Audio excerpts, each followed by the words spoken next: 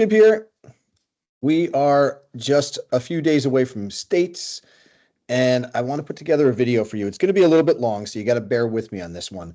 But I want to put together a video that encapsulates many of the concepts that we've gone over this year, and that I want you to really think about and apply in our games as we get into states. It's you guys have really done a great job with a lot of stuff this year, and I just want to reinforce this so that we are locked and loaded and ready to go as we head into states here. So I am going to share my screen. There's no video here, but I have made a little bit of a PowerPoint, and we're just going to walk through this thing. And I want you to really just think about it. All this should be a refresher for you. There should be nothing new, but we're just going to go through these concepts pretty rapid fire. And I'm going to try to do this in maybe less than 20 minutes if we can do it. All right. Watch it in two segments. If you get bored, I get it. There's a lot here, but we've just covered so much this year. And it's a great opportunity for us to sort of just consolidate all of that and then get right to it. So the triangle, we've talked about this a lot, this big concept here. Like so much of what we do is in our control.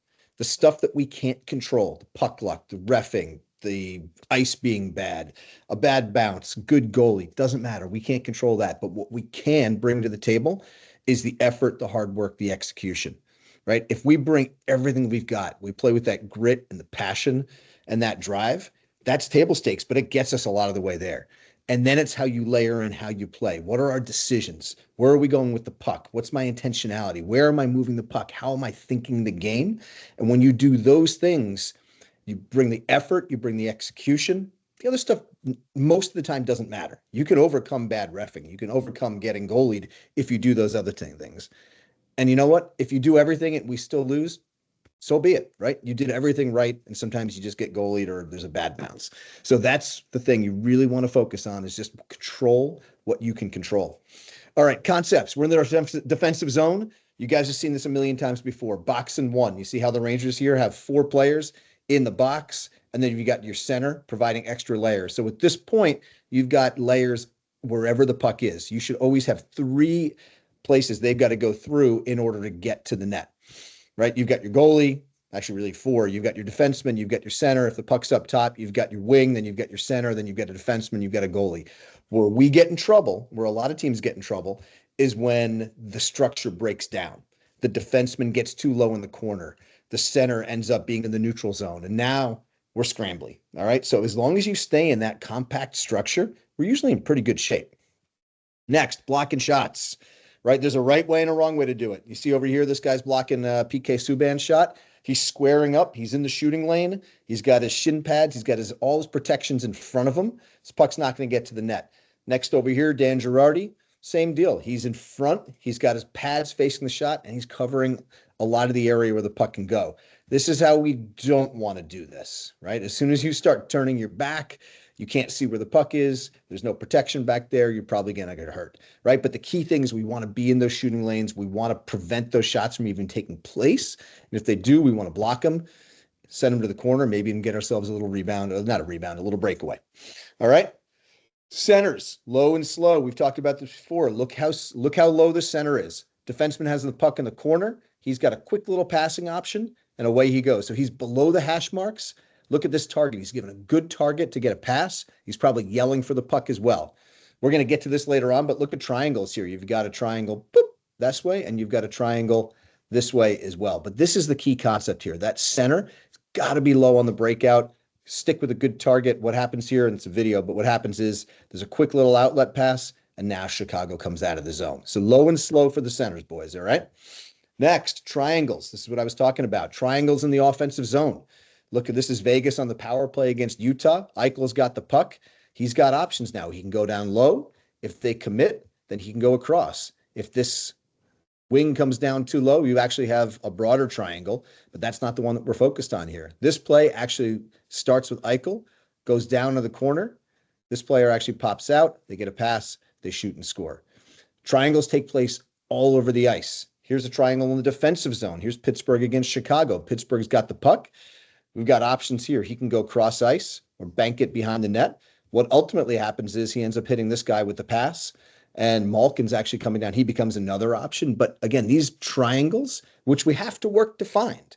Like when you hear me say, move your feet, move to the puck, create opportunity, create space, It's creating triangles. The games that we play in practice, where I talk about creating those triangles, that's what this is all about. And you see, it helps us. This play actually starts where this guy in the corner is actually too close in front. So he's got to pop out to the corner to create the triangle. And as soon as he does, now you've got options. All right. Neutral zone. We play a 1-2-2 in the neutral zone. The key thing I want to focus on is making sure that we don't get both of our forwards double teaming one guy in the neutral zone with the puck. Because what happens then? One pass beats two players. Sometimes one pass beats three players. So what have we got? F1 in the neutral zone, pressuring the puck. F2 is back a little bit. Why is he back?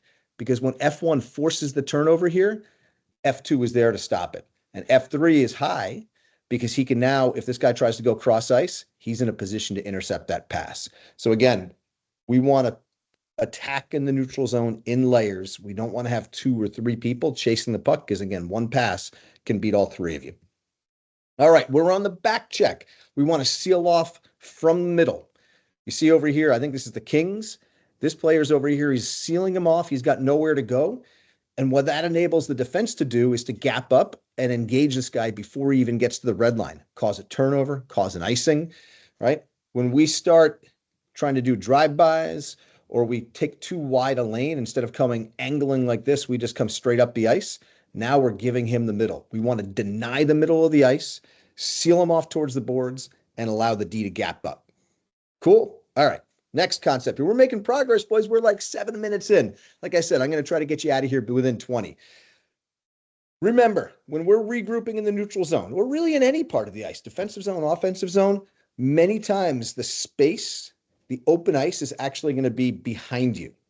All right. So what we're looking at here is this is Boston. This is in the Stanley Cup Finals against Vancouver way back when, about when you guys were born, maybe even before. Instead of turning up the ice, they're actually going cross ice. They're going back, creating space. Then they go D to D, and then they were able to come up the ice. If this guy turns, a lot of times this defender and a defender that you can't see is going to stuff him out. Go back, or at least look to see behind you where that open space is. We can regroup and then come up the ice with speed. Active sticks. We always want to make sure that when we're defending, that we've got our sticks out. We're denying passing lanes. We're putting pressure on people. The stick first and then the body. Again, this concept of defending in layers. Here, Toronto has a great gap. Montreal has nowhere to go. There's back pressure. He's just going to have to chip that puck in. Toronto's going to get the puck and have a nice, easy breakout. All right. Make sure you got an active stick. Don't commit to the stick, but you use that as the first layer so that after that, you can then defend with your body as well. All right. The drive-by, the hated drive-by, the thing that springs 1,000 rushes. Let's make sure. And this is a Lion from, I think, 2012. They were doing drive-bys back then, and this is Calgary, and they're doing drive-bys at the professional level. We want to make sure that when the opposing player is coming up the ice, that we don't just do the all or nothing swing. We want to engage him, parallel, and then take him out to the boards. All right. You see it over here. You see it over here. Do not just bite. We want to make sure we stay parallel to the player, turn, and then seal him off. All right. I know this is one of the harder concepts we covered all year. You're getting better at it, but we just got to keep on focusing. We want to eliminate the drive-by, and that solves so many problems. All right. Good decisions with pucks at the blue lines. There's things you want to be thinking about. These are decision points and reads that you need to make. All right. So what are we looking for? This guy on the wing, the left wing for Toronto, has got the puck. The D is giving up the blue line. They're back. Is there any back pressure here? Nope. So we don't want to dump that puck in. Let's gain possession over the blue line and make a play. It's a 3-on-2, probably going to be a 3-on-3, but nonetheless, there's no back pressure, and the D is backing up. The D's got to back up because there's no back pressure, right? Remember we talked about that active stick and gapping up before? That's exactly the concept here. So in this scenario, let's take that zone. All right, let's take our ice, make a play, be creative. On the other hand, same game. Now Detroit's got the puck. D's gapped up well. They got the stick here. There's good back pressure. And these things are connected. If there's good back pressure, then the D can gap up, right? They've got three in a line over here. They've got nowhere to go. This is just an easy dump. Right. And if this guy starts now trying to make a play, what's probably going to happen is he's going to turn the puck over and then Toronto's going to go head the other way. So when you talk about like when do we dump the puck in, when do we not dump the puck in? the key reads that you're looking at are what kind of gap does the D have? And then what kind of back pressure is there? And you can see if there's a lot of back pressure, you got to do a little shoulder check to see if it's there. And there's good gap by the D, just get the puck deep. We'll go to work and make him go 200 feet. But if there's not, then you've got the opportunity to make a play. And we want you to be creative. I want you to use your skills, drive the net, make a play, take them wide, figure it out. Like there's lots of good stuff you can do. All right, F1. What's the number one job of F1? And you guys all better know the answer to this. All right, F1 is hard on the puck. It doesn't matter if it's right wing, left wing, or center. F1 is hard on the puck and they're attacking. And that's what Jeff Carter is doing here against Dallas. All right, F1's hard. And again, we don't want F2 when they're engaged in that initial puck battle. I don't necessarily need F2 right on them. If it's a 50-50, let's go get it. But if the if the defenseman has the puck, I want F2 pressuring, but just like in the neutral zone, I need that F2 a little bit higher because when he forces that turnover, now I want F2 to get the puck.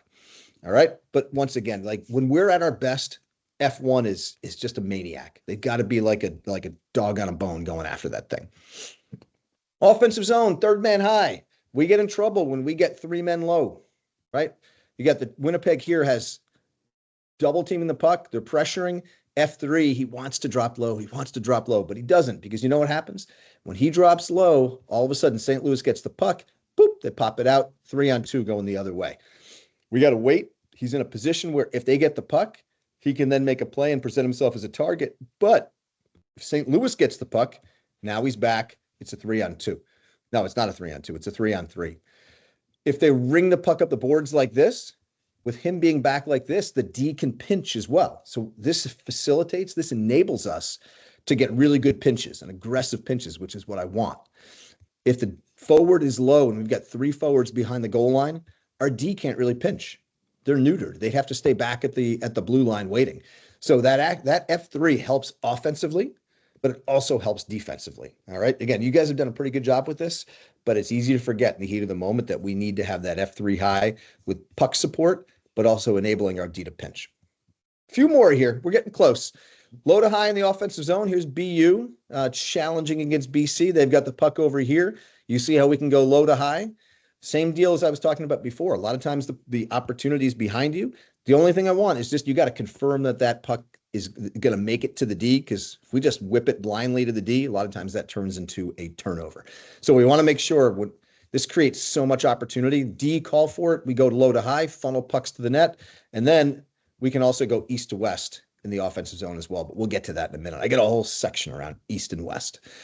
Being on the right side of the puck when we're forechecking, or when we're in the neutral zone, or we're in the defensive zone, this comes back to layers. Over here, Boston is pressuring against Vancouver. You see this F2 over here? He is behind the puck. The reason why he's behind the puck is because if in this 50-50 battle, if Boston loses the puck, he's in a position to support the puck. If he's down here in the corner, sort of near the NHL crest, and they lose that 50-50, now all of a sudden, Vancouver's got numbers coming up the ice. So the same thing applies in the neutral zone. We want to make sure that we've got our F2, the supporting player, is in a position where he can take advantage and go up the ice if we gain possession of the puck. But if we don't, they're in a position to defend. And this red line is a good way to sort of mark that. The puck is over here. He's behind the puck. Again, he can support offense if it happens, but he can also support defense.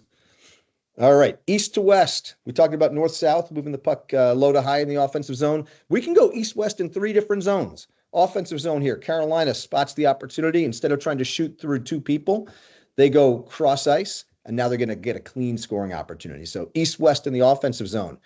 East-west in the neutral zone to create space, right? We do this a lot where we go east to west, we hit the swinging center, now we come up the ice with speed. And you can do that in the defensive zone as well. So we go east-west over here. The Rangers have a passive, really just only one forechecker. Seattle moves the puck across, and now this player over here has all this room to come up.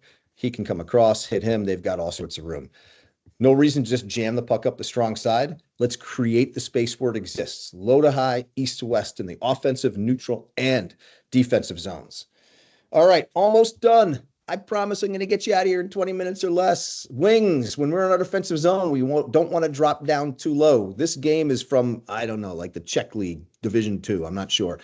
But you see over here, this is the winger in the defensive zone. He's the left wing. Let's say red actually gets possession of the puck. Let's say this winger over here gets the puck. He has nowhere to go with it, right? If he tries to pass it up the boards over here, he's going to pass it to the D where he should be. It's a 2-on-2, 1 for red, 2 for red, 1 for white, 2 for white. We don't need this guy dropping down. And again, when we get in trouble in the defensive zone, we get out of our box in one structure. We have a wing who's all the way down in the corner. Like if we're set up right, we should never have to have a wing behind the net, in front of the net, in the corner. Don't get too low. Trust the system. Trust the process. You'll get the puck. We get the puck out. All right, the head check. When you're going in, look at this guy. He's going after the puck, and he's looking back. He wants to know where the play is. Helps you out so much. It buys you that extra half second just to know where the play is before you get it, and then away you go. Communicate. A lot of times it's just a lonesome voice, one of the coaches yelling on the bench. You guys are at your best when you're communicating. It's another set of eyes. It's like it's a set of eyes in the back of your head. Talk to each other. Communicate from the bench. Goalies, communicate to your defenseman in front. Wingers, communicate where you want the puck. Talk to each other. It makes such a big difference. All right. And that's, we're almost done here. It's the last slide. Like we're coming into States. It's been a great season. When you've got that puck, I don't care if you make a mistake. Like mistakes happen. That's hockey, right? All I want is that you have a plan and you're intentional with your purpose. Understand what you want to do with the puck.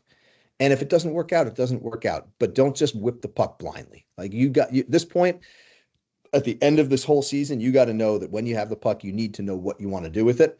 And if it doesn't work, I don't care. I just want to make sure that you actually have a plan for what you're doing it when you get it. Move your legs, skate. You can't stay still. When you've got the concrete feet, you're not at your best. Got to move, got to skate. Good things happen when you move your feet. And importantly, win, lose, or draw. Like, let's have fun. You guys are so fortunate to be able to play hockey.